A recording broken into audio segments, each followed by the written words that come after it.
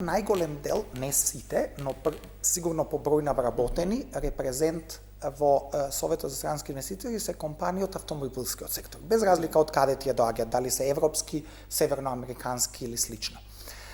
Она што гледаме е дека во првите 2 месеци, се уште мартовските бројки не се излезени од сите држави, во првите 2 месеци од годината имаме намалување на бројот на регистрирани возила во Европа од 3%, споредено со првите 2 месеци минатата година. Добро. Но дополнително имаме зголемен удел на кинеските возила споредено со таа мината година. Значи, проблемот е поголемо е намалувањето од 3%, бидејќи сите ние произведувачи на компоненти во Европа не работиме за кинеските производители. Тие возила се произведени во Кина и доаѓаат тука. Значи тоа намалување од 3 е поголемо.